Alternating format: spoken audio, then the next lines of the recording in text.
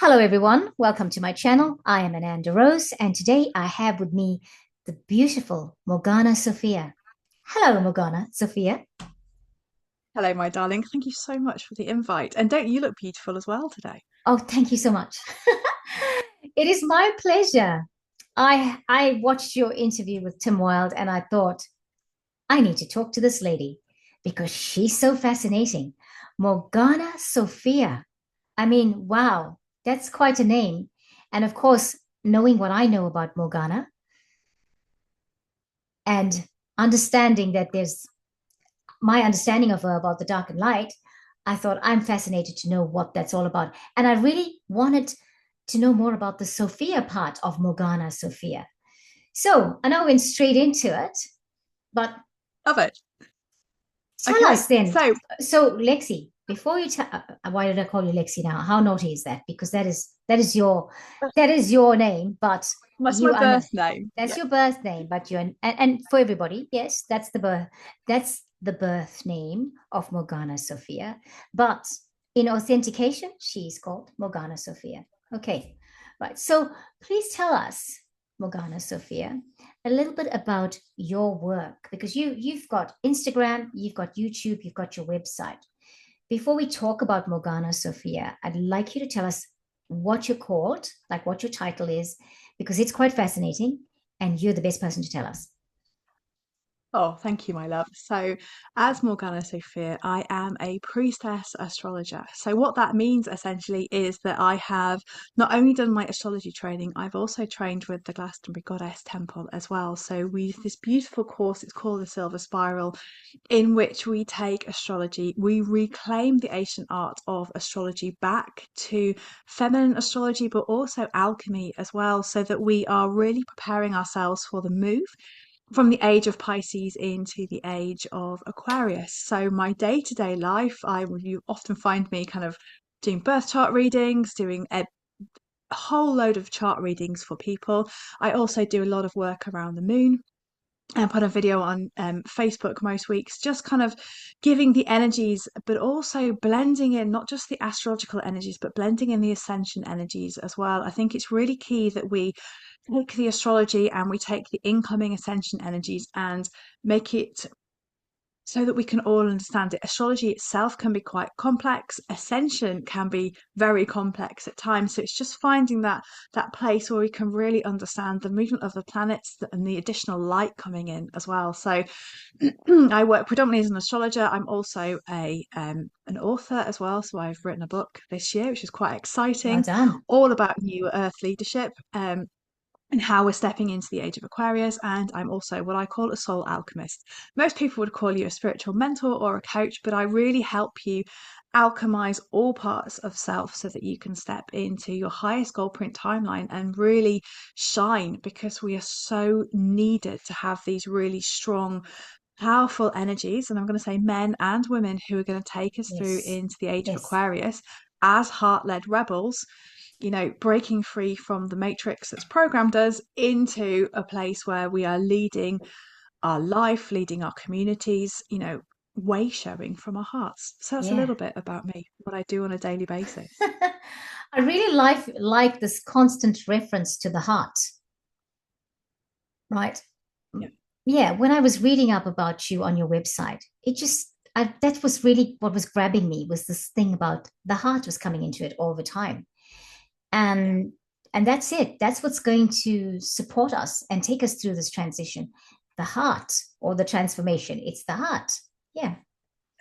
Absolutely. And living your day every day from your heart. And so, heart and soul can sometimes be quite an interchangeable word. So, when I'm talking about heart, I'm also talking about living from your soul as well. So, that 5 minutes you can spend on a morning before you start your day, hands on your heart, really connecting in, asking your heart, what can you do today for your highest good, is the only way I see that we are going to navigate what is a really, how shall we say this, a very curious set of energies and circumstances globally while we're recording this. So, kind of the end of Mm-hmm. October, there's a lot going on in the external. So, we need to be becoming internally focused. And the whole part of ascension for me, I see, is learning us to switch from our ego, our head brain, into our heart brain, so that we're treating everybody equally. We understand that we are all one, yet we're all individuals within the collective as well. And living from your heart is, for me, the way that we navigate the ascension process, but also the way that we live in this fifth dimensional energy. If we are coming into the golden age that many are calling it, I'm probably calling it more a new aeon, the age of Aquarius. This is all about collaboration, connection, community. And the only way that we can create this is to drop into our hearts and act from a place of love. That's Wow. essentially what we're doing. Love is the answer. We've come from love. So for me, divine source goddess is love. Starlight, we come from her, we go back to her. So we come from love, we go back to love. So why not be love while we're on Mm, this planet? yeah, exactly. Wow. I love that explanation. I really do. I have to say, I was quite fascinated with you referring to the planets as like Pluto was Plutonia. And I was like, oh, I never thought about that before. I never thought about the planets in a divine feminine context, right? Because well, that's Pluto. That's a planet. You can't, well, it's a Exactly. planet, that's the name it's had all the time. So I was just fascinated with your references to them like that. So, if you went back to the original creation of astrology, the first star watchers would have been the priestesses in the temples. So, if you're Okay. going back to ancient Babylon, to Sumeria, we would be the ones who would gaze at the night sky and know the movements of the moon, know the movements of the moon within our own feminine cycles as well. But also, we'd be watching for certain stars rising in the night sky, which would tell us when to plant the crops, when to have the harvest. Aha. As you move into the temples of Ananda, they very much were around the cycles of Venus. When we were priestesses in ancient Egypt, which I'm sure we have both been there together, Absolutely. the pyramids were built to align with Orion's belt as it was then. And we Yes. knew that when Orion came in the sky, when we could see Orion, see Sirius, the Nile was going to flood. So that would be the time of, great fertility as well. So it's only really when we start to step into the age of Pisces, step into what I would call the patriarchal control, which for me started at the end of the age of Aries, when the Romans basically began to create their empire, essentially kind of stamping that warlike Aryan energy, which then transmuted into the age of Pisces with Yeshua and Magdalene. First and foremost, astrology became a bit of a dark art. It Mm-hmm. became very much regarded as witchcraft. So females would have been abused in temples. The priestesses would have become the sacred whores rather than the temple kind of oracles. And then as it's transmuted and transformed, obviously the rise of the church. So where I am in the UK, the church was massive and still pretty much has been for since the last 100 years. And just recently it's begun to kind of loosen its grip somewhat.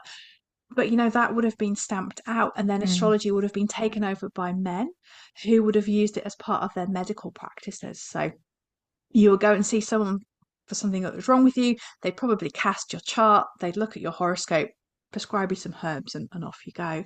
And then we see the last great astrologers being kind of John Dee and Edward Kelly at the court of Elizabeth I. And after that, James I comes in the UK. That's it. It's all witchcraft, and it dies a death, and astrology Yes. kind of Yes. disappears. But as priestess astrologers, and a huge amount of credit goes to Maria Jones actually because she's revived goddess astrology, is actually, why can't the Divine Mother actually now begin to take her place again? Why can't the planets be feminized again? Because we need to recapture their essence. And for me, it goes even further. As we move onto this ascension pathway, it's actually the voice of goddess that needs to be heard once again. Yes. And she's really speaking through the dances and the cycles of the planet. So when Maria created the silver spiral, she very much feminized the planets. And as I'm doing further work, going out into something called the Kuiper Belt, so the planetoids that sit beyond Pluto, I'm now looking at those and going, it's really interesting. All the male astronomers have named them after male gods. So actually, Yeah. how are we going to reclaim those, because they are really going to bring in a fresh set of energy for ascension. So to me, these, why not, the stars, the planets are all a deep feminine energy, because from the Yes. womb of the Great Mother. We've all been born from the cosmic womb. We can't be born from a patriarchal system. So it's that real reclamation of the ancient art of astrology and alchemy Wow. back to the divine feminine. That's amazing work. That's necessary work. That's like, wow, we're so taken care of because of all these wonderful things. Like, I've not heard of this before. And so I feel so like blessed and excited about this because it's like, yeah, there's a new thing we are starting to find out with what you're talking about, right? Not many people are talking about this. But it's also a reclamation as well. So if you think about the times that we've been priestesses, the times that we've seen the rise of patriarchy, the desecration of the temple, it's really time for her voice to be heard as well. And we're deeply blessed in the UK because in Glastonbury we have the Glastonbury Goddess Temple, and they've actually had that recognised as a legal place of worship. So you can actually get married there now legally. Oh, wow. I know. So been this huge undercurrent, this rising up of the divine feminine energy. It's there, it's in its face. So it's, for me, the astrology is the next iteration, and it's a real call to the men and the women who have been these priestess astrologers before. We're starting to gather together Good. again to really become midwives of this new age. We Yeah. are seeing the age of Pisces ending, and we are able to read the messages in the stars, see what the messages we left for ourselves, our human selves, our Mm, galactic selves are mm. calling back to us. And we can say, last time we got it wrong. This time, this is the highest expression. Let's get it right this time, because I don't know about you, but I really don't want to come back and do this again at the turn of the next great Yeah, age, because to get it right now, I think, would be the pinnacle of human evolution, of planetary ascension. exactly. Exactly. So let's talk about Morgana Sophia. Who is Morgana Sophia? And you feel free to tell me anything about Morgana Sophia. So Morgana Sophia was birthed around the autumn equinox last year, so 2023. And for a long time, when I started my priestess training, I set one intention, and that intention was to not change my name. That was Okay. it. I said, did not want to change my name. I did not want to go into that energy of, oh, I've become a priestess. Oh, I've changed my name. Look at me.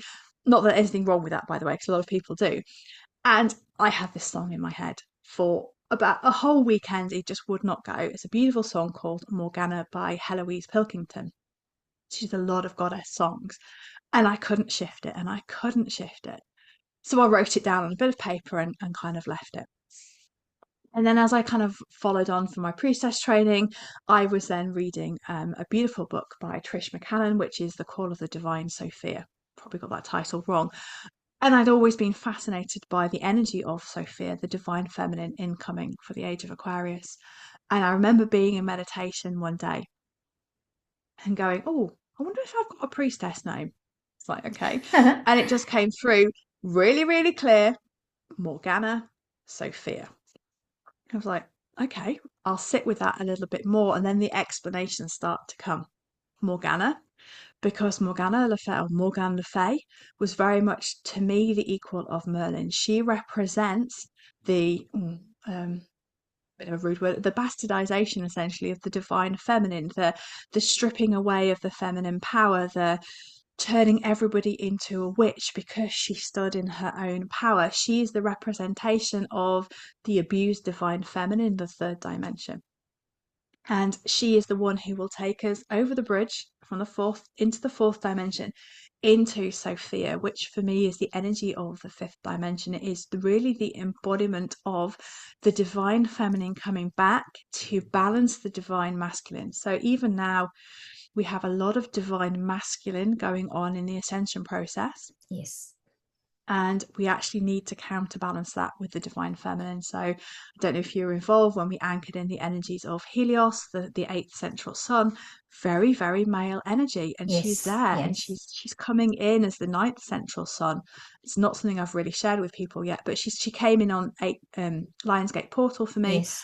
as the ninth central Okay. sun, as her energy is starting to arrive to rebalance.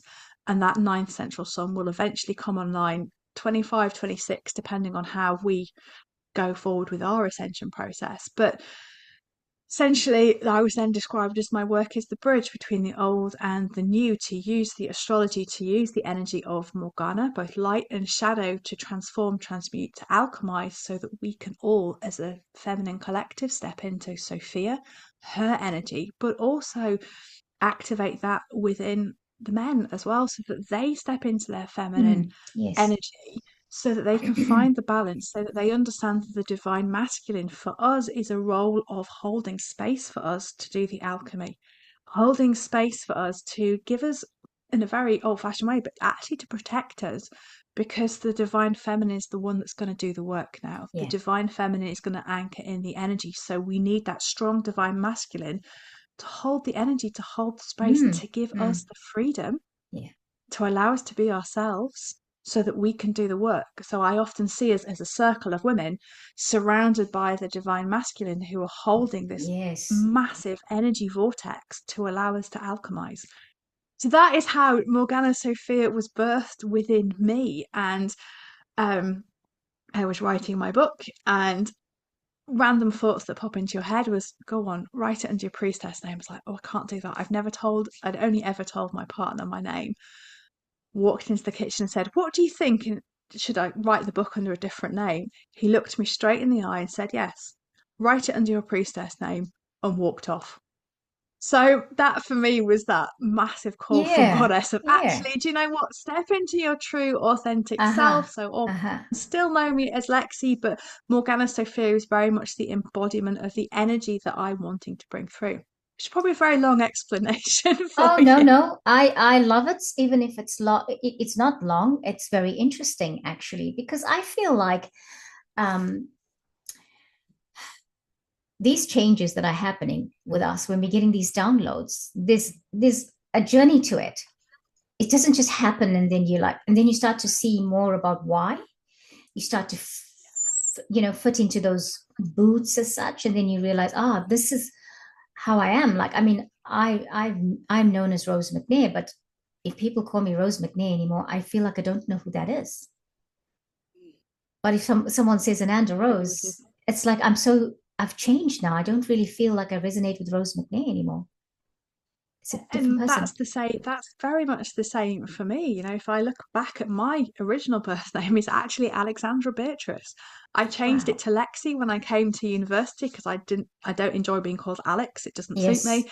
So that was the first iteration of me breaking free and finding myself. And then 20 years later, I find myself changing my name again. Firstly, I thought professionally, but then actually it's the embodiment of the energy, and that, you know, really shows us that we are deeply cyclical beings as well. Yes. And I really just want to pick up on something you said because it was so important.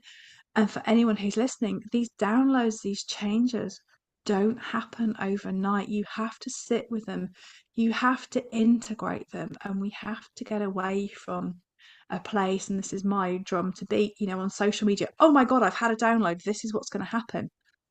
Actually, you need to really sit with that energy. You let it need to mature. It's like a little seed. You need to let it grow, ferment, however you see it. And then the next step becomes clear. The next step becomes clear. Often we're wanting to push too much into the Yep. download.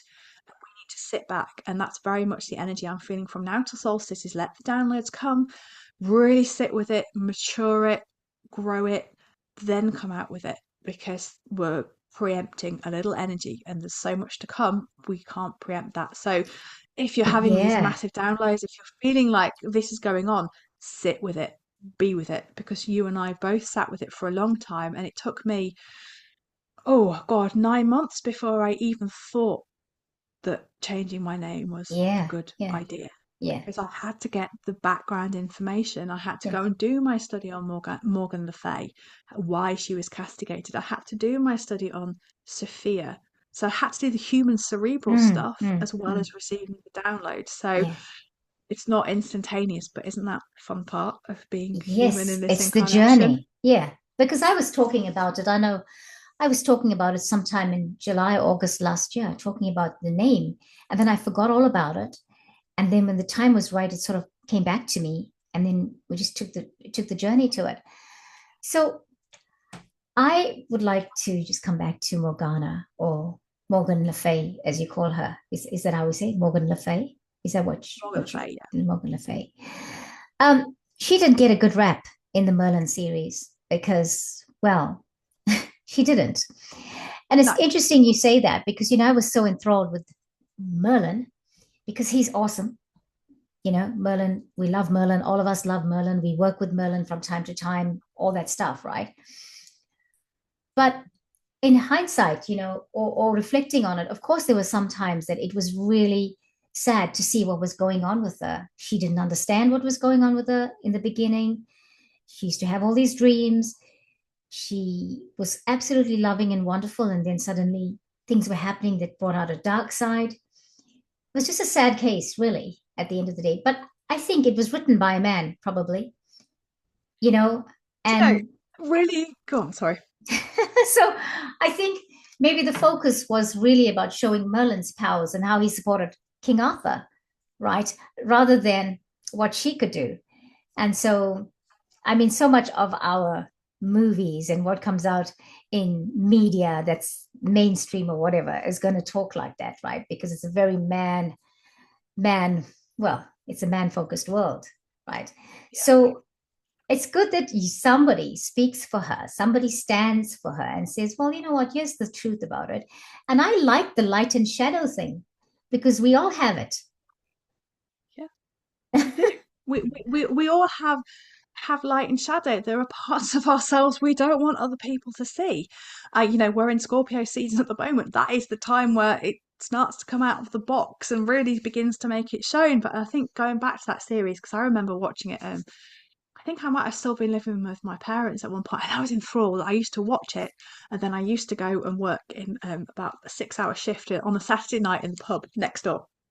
And I was enthralled by it, by this beautiful girl who's been gifted with these powers, but actually now reflecting on it, and I still love the series and I'll still watch it Oh, me too. for all eternity, but actually how she was then treated as the odd one, whereas Yes. Merlin was praised and kind of supported by Gaius. I think Gaius had a lot to do with that as well, but Yes. there was really, you should have seen that as the alchemical union of divine feminine, the divine masculine. Merlin and Morgana could have enacted so much change together. But of Yes. course, myth and legend dictates that she must be the witch, and the witch must burn, and the witch must be castigated and put into that role.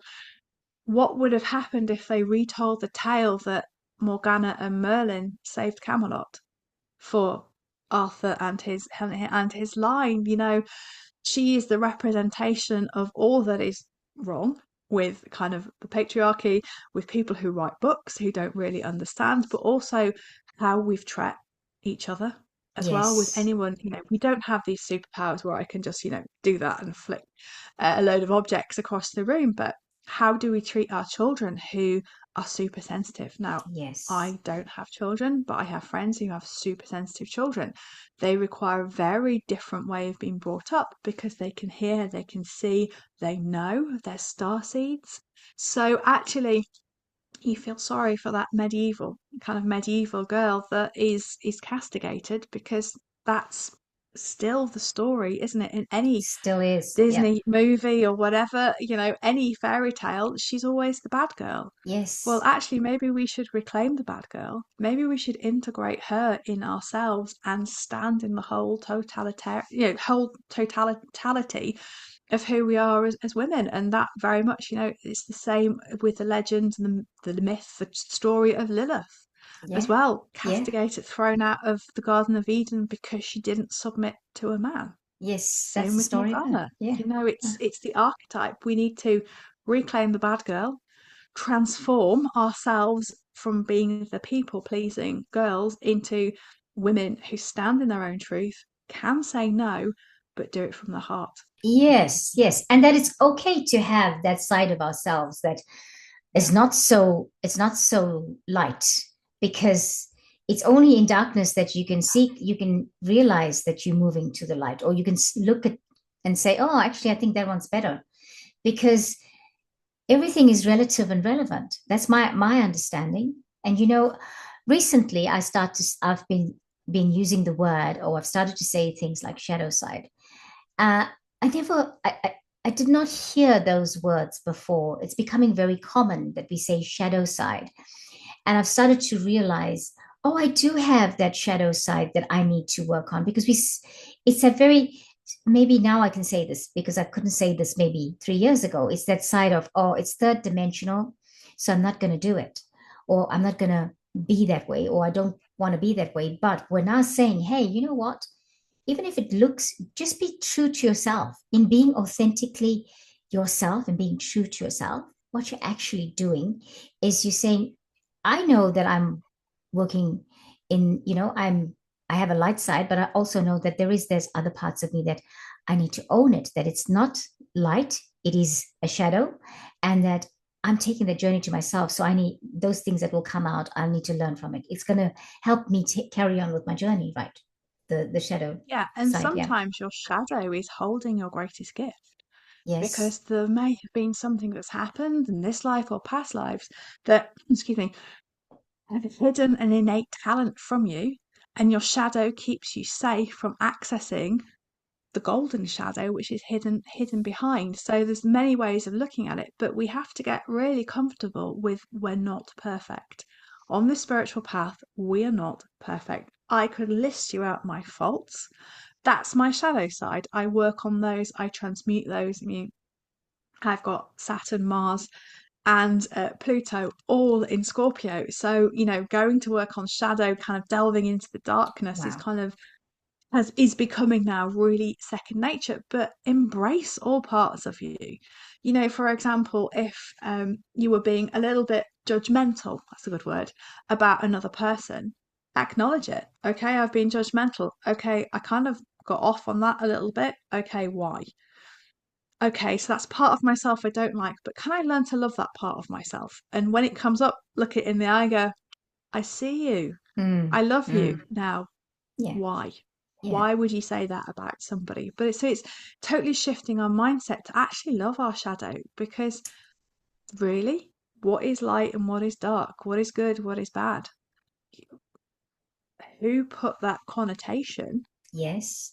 to make you think that X is really, really dark, that Y is really, really light? Actually, see the whole part of yourself, That's right. merge the two together, and don't be afraid of the shadow. Don't be afraid to hunt it down. Don't be afraid to see the part of yourself you don't want others to see, because if Yeah. you can get comfortable with it, I can guarantee others will get comfortable with it. Yeah. Yeah. And I can guarantee there's some shadow you think is really, really weird, really, really odd. It's not, is it? Mm-hmm. Really? I can probably guarantee that another 10 people that you meet will have the same thing. Every woman will have a shadow side, and I guess some of it will be very, very similar. So Yeah. embrace it, enjoy it, learn to love it, and see it from your heart as part of yourself, because Yeah. Yeah. who are you without it? Yeah. Boring? Yes, exactly. I think, oh, well, just living a very, yeah, boring life. So, Sort of a saint-like life, really, that might not have any enjoyment. yeah, That's how I yeah. see it. It's not Yeah. changing, right? It's not exciting. It's I don't know. It's like, what do we come to Earth for? To just live boring lives? I don't think Earth is a boring place to be in. No, So live it, live the life, take the journey. absolutely. Yeah. So how did you know this the priestess astrology? You do, that's what you do, right? Mm. How did you know? When did you realize that you had to do this? And because it's not usual, is it, to say to somebody, I do priestess astrology. Yes. So, tale in that self. So, I'd been to Glastonbury on a retreat with my old yoga teacher, some where I used to live, and I kind of met up with friends, and they were all talking about this amazing person, this Maria, who they'd all had these past life priestess readings with. So I kind of didn't show any interest, but made a mental note of the name, made a mental note of how to get in contact with her, and thought, oh, I'm not going to tell anybody, but I'm really, really curious about this. And I'd just been to Anglesey, kind of going around the sacred sites there. Mhm. Well, I couldn't go around the sacred sites because obviously the energies didn't want me there, because of a past life experience I've had in Anglesey. And I Okay. remember having a reading with Maria. I booked this reading with her and just being fascinated in the way that she, one, explained my chart, but two, explained who I was, where I had come from. And I thought, wow, this is really, really fascinating. I'd love to know more. Thought nothing more of it. I'd seen a few adverts for Silver Spiral, and before I knew it, something happened. I had filled in the application form, paid the deposit, sent it off, started booking all my accommodation, and then suddenly messaged me and went, "Oh, and by the way, I've just done this." It was a really impulsive thing. I had to do it. And I was like, yes, I'm Wow. an Aries. Yes, I'm very impulsive. But it was all done before I came back to myself and went, what have I just done? And probably one of the best decisions of my life, because not only have I got this priestess astrology course, I've trained with some amazing women. I've now got a whole bunch of amazing sisters as well. But it was that moment Goddess said, "You've always wanted to be a priestess. You've looked at every single training in Avalon, none of them have resonated, but this is the one I want you to do." And I'd been looking at that priestess training in Glastonbury since my first visit over 10 years ago. I'd always Wow. had it in the back of my mind that I would. And, the button was, you can't, rectify your emails, can you sometimes? It's like press, it had gone. So that's Mm. how I got into it. It was just this, I had to do it. Mm. And the more I've done it, the more I've said, okay, gotta show me what you want to do. The more she keeps telling me this is how I want to be heard. The more, beautiful people like you invite me on podcasts. She really needs to be and wants to be heard at the moment. So Awesome. it was a real step into the unknown. Yeah, yeah, I think so. So you refer to goddess. Now, so is there a particular goddess that you are referring to? Yes. So in Priestess Astrology, our goddess is Ari Anrod. So Ari Anrod is part of the Welsh pantheon. She is the goddess of the stars. Her equivalent in ancient Egypt would be Nut or Nui. Yes. Um, so that's, to me, they're one and the same. They're quite interchangeable Okay. sometimes. So yes, so when we dedicate in to Ariane Rod, goddess of the stars. We see her as the cosmic mother. I often see her sat in the galactic center, and she is the one who has the spinning wheel, essentially. So it's the wheel of the year. She spins it and she weaves the patterns of our lifetime. So in Glastonbury, traditionally, Lady of Avalon is incredibly strong, but Ariane Rod is like her, almost like her sister, essentially. So she is the Okay. goddess of the night. She's the goddess of shadow, Yeah. essentially. She's amazing, but she can be very stern. She can be quite a harsh taskmaster at times, but wise and knowledgeable. So yes, so Ariane Rod, from the Welsh pantheon, is who we would dedicate into as priestesses of the stars. Wow, that's amazing. I've only met one other person who tunes into the goddess, and her goddess that she tunes into is Isis. Beautiful. It's Oh, really Isis incredible. Magdalene energy. Yeah, yeah, that is right. Yeah. And she also describes the divine feminine, and uh, she describes it as we are coming into our power, but we also do need the protection around us of the divine masculine, like you were talking about earlier. So I don't really, I've come into contact with her in this last, say, 8 months, and when she speaks of that, I often wonder about it, but I don't ask questions. And you've now just explained a lot more about what she's talking about. And actually, I interviewed her on the channel Kira Terashia, probably about 3 weeks ago, because she channels the goddess. So it's like something's Yeah. going on with the divine feminine here on the Some channel.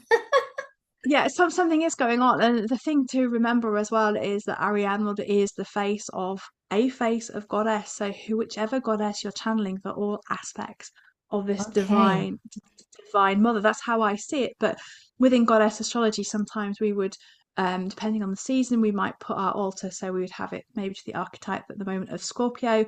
I have a candle on my altar to Lilith because I work with her energy. I have another candle to Venus because she is the goddess of my year. So it's whichever goddess you're working with, it is about bringing forward that divine feminine energy. And for me, Isis is the Great Mother. She very much is the archetype that links us both to Mother Mary, but also Mary Magdalene. Yes. I believe Mary Magdalene was very much a high priestess of Isis. Isis herself, the Great Mother, they're all interchangeable. For me, the myths, the legends of Egypt, of the Celtic kind of pantheon where I'm more aligned to at the moment, the Greek pantheon, the Roman pantheon, the kind of South African pantheon, the kind of New Yeah. Zealand pantheon, they're all interchangeable, all aspects of goddess. And it all comes back to we're birthed from the cosmic womb. Yes. Without Yes. a mother, without a womb, we cannot be birthed. There's no question about that. So it's beautiful that she is rising in so many different ways, in so many different aspects. So her voice is being heard. And she very much picks the people and aligns them to the goddess that is going to push them out of their comfort zone, but so that aspect of her is being heard. So Wow. yeah, it's you'll see so many people talking about goddess and different aspects of her. And I always see her as one, but also Ariane Rod as my focal point. So beautiful. Very beautiful. And I just love how you explained that. And I have to say thank you. Thank you for standing up for the divine feminine. Thank you, darling. We do it, but to be doing it like you're doing it is putting yourself out there and saying, this is me. This is what I stand for. And somebody has to stand for it. And here I am standing for it, but not just for this time, but for generations and generations of misunderstanding when you think about Mary Magdalene and, implied that she was a prostitute, implied all these different things. And, I watched there's a movie about Mary Magdalene, and it implies that she was one of the 12 disciples. And, that makes a lot of sense to me. I'd even go one further and say that Yeshua, because I never see, since I've been on this path, I never see Jesus as Jesus. I always see him as Yeshua. Yeshua and Magdalene, the alchemical blend of the divine feminine and the divine masculine. If he preached in the great temple, he would have had to be a rabbi. And at that time, rabbis had to be married. Yes. Yes. So you wouldn't have had a single young man preaching in temple. So he had to be married. For me, Magdalene was his physical human consort, but also his energetic twin flame as well. And I truly believe that they were Essene, so the mystical Jewish sect. So not only would have been a high priestess of Isis, essentially, so she would have been Yes. trained in the alchemical arts, she would have been trained in sex magic. They both would have known how to have done the magic which would put your body into a death-like stance for 3 days. I truly believe that is what happened. And I believe Jesus and her, Yeshua and her, were actually equals in the teaching. So they taught each other. And then there were the 12 apostles. But I also think maybe there might have been 12 women as well, because most of those apostles would Ah, have been married as well. that makes so much So sense. that opens up a whole, she's regarded as the 13th, but actually I regard her as Yeshua's equal, and she has been Yeah. just castigated, particularly by the church, because Yeah. how dare a woman preach the word? Exactly. It's okay for a Exactly. man to preach the word. Yeah. Yeah. And you know what But I then, think, right? Oh, sorry. Go on. that leads into a whole other kind of interesting concept that if we are reclaiming Magdalene, if we're now having in the UK we have our female priests, actually, shouldn't they be seeing the magic of goddess Yeah. Yeah. rather Exactly. than perpetrating the patriarchal? That's my view. I get into a Good lot of point trouble you around make. that. Good point you make. It's like, it just reminds me of what I say quite often, women in the corporate world, because I've been in the corporate world a lot prior to now. Women tend to become managers in businesses, and then they start to behave like men do, and they do a bad job of it. Because what about bringing in your divine feminine essence into being a manager? Because that's golden. That, like, bringing divine feminine, they just, if you operate on that platform of love, the thinking, The collaboration is very different. It's not hierarchical.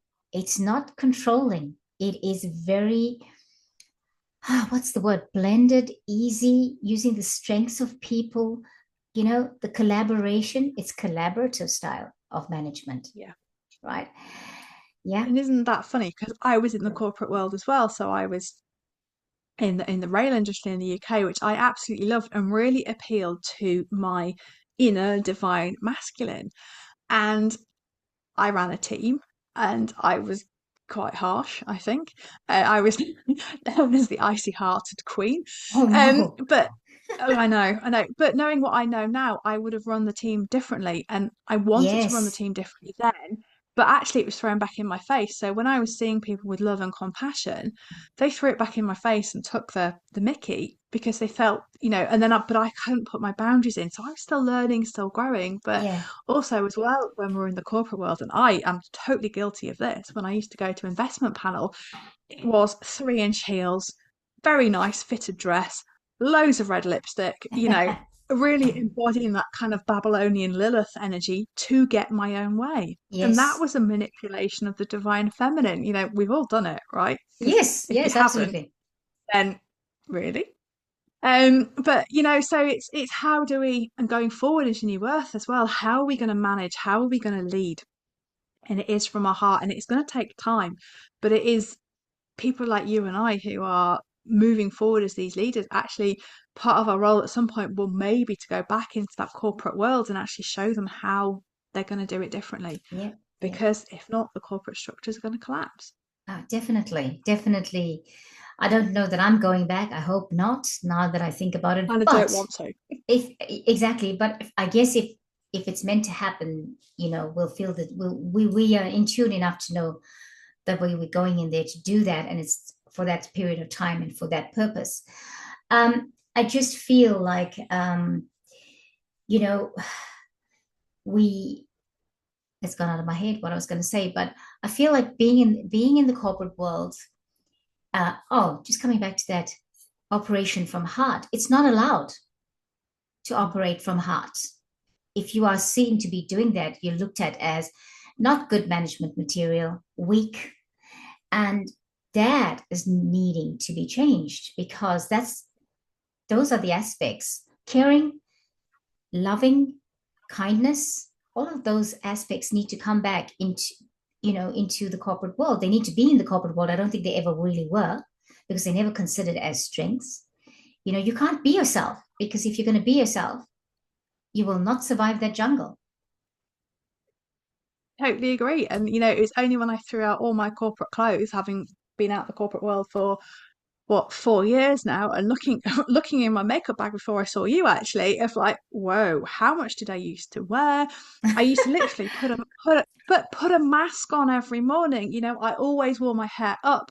I was always meticulous in the way that I dressed, because I understood that by looking meticulous, by being very steely, I would move forward up the greasy pole of corporate life. And actually, that's when your soul, and if any woman's listening, you might understand this, that's when your soul or your heart starts to cry, because you aren't aligned with who you truly are. Mm-hmm. And that's when we see a lot of women starting to leave the corporate world and do the work that we're doing, because this is the fulfillment that we're meant to be doing. Yes.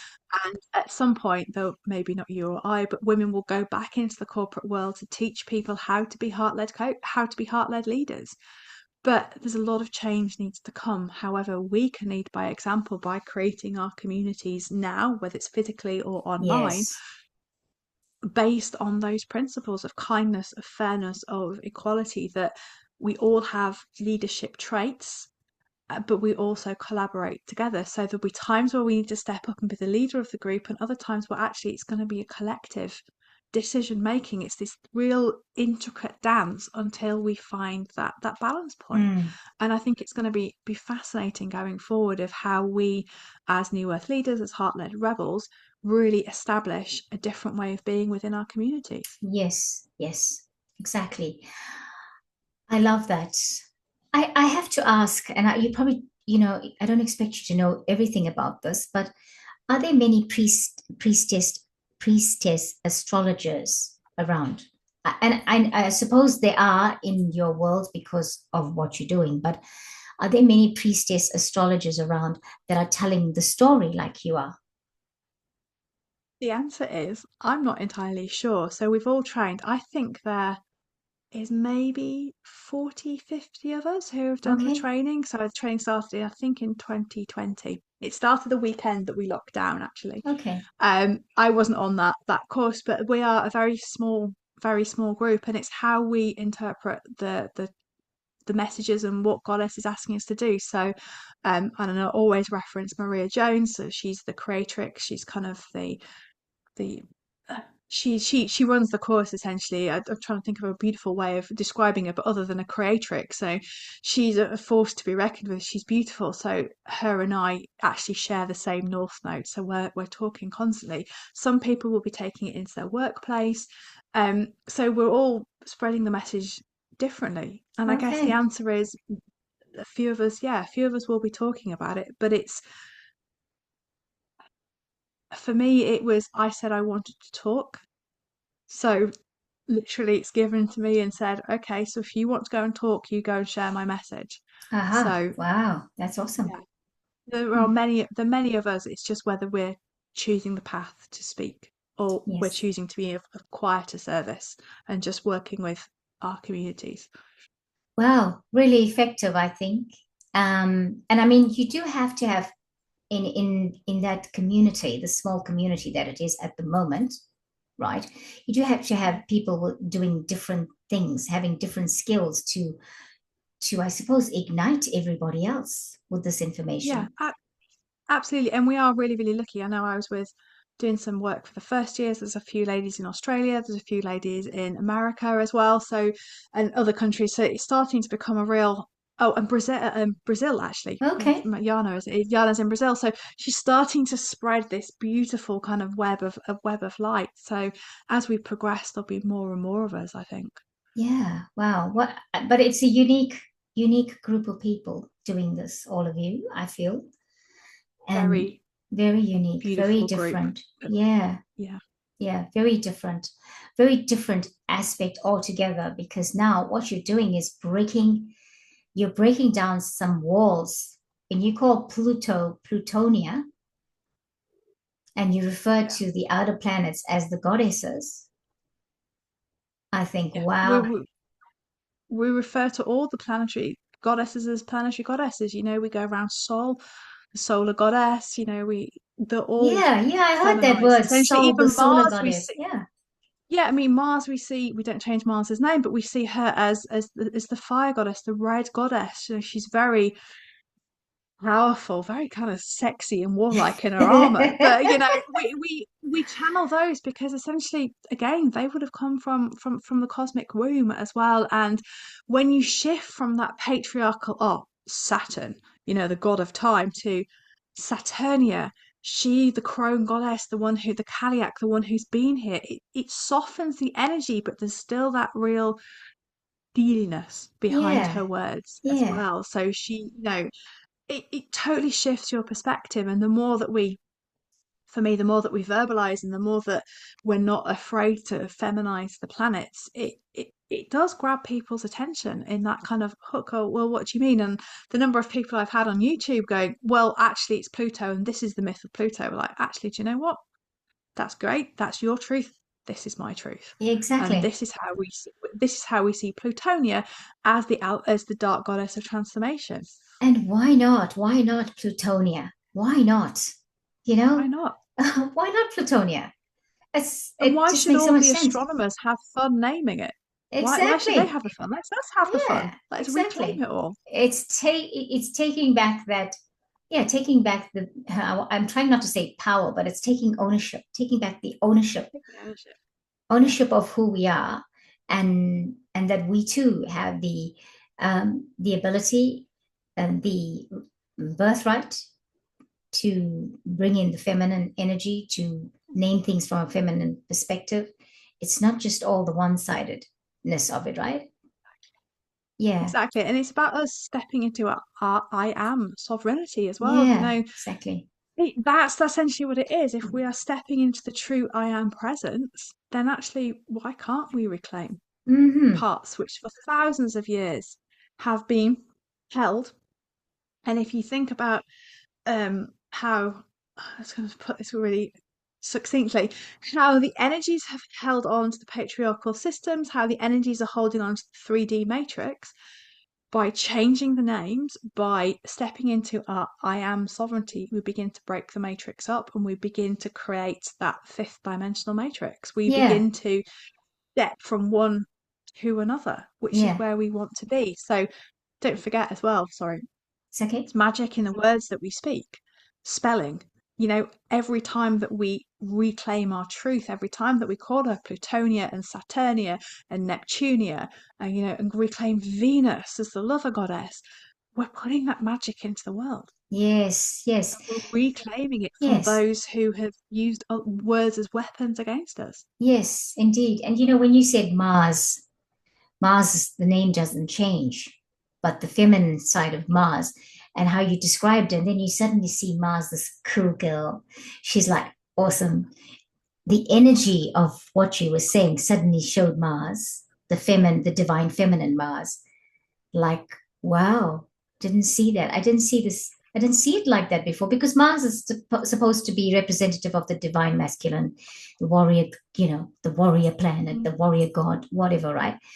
But what about you just changed it now when you said that, when you did that description of Mars? Wow.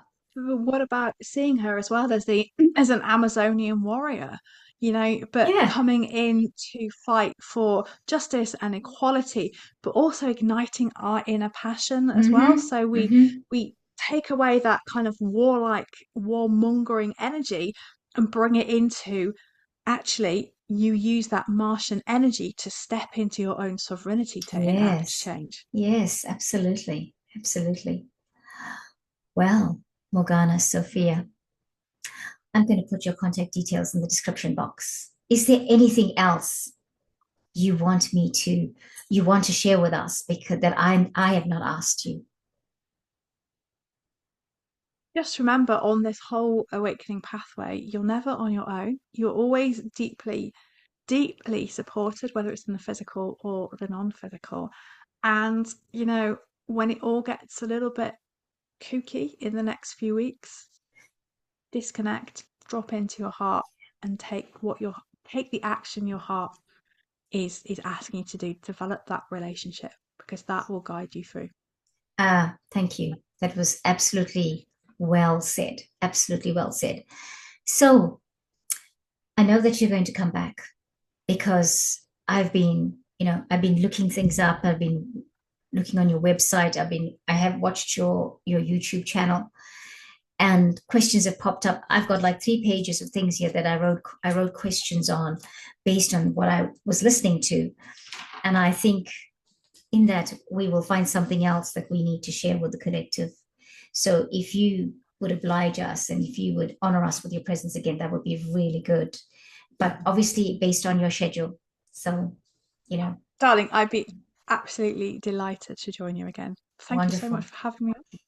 Thank you. You're very welcome. And thank you so much for joining me. And, with the time and the date, and you're in the UK, I'm in New Zealand, we did it. We did it. Yes, And we we'll did do it. it again. And So, we'll do it yeah, again. thank you. Yes, we definitely want to delve more into the Morgana Sophia energy. And thank you for bringing this out. Thank you for standing up Thank and you. choosing to be the priestess and standing up for the divine feminine. You know, yeah, taking the reins. So I really appreciate that. Thank you so much. Oh, Yes, thank you. you're Blessings. very welcome. Blessings. Well, everybody, thank you so much for watching. We'll catch you next time here on Ananda Rose. And yeah, from us until then, bye bye.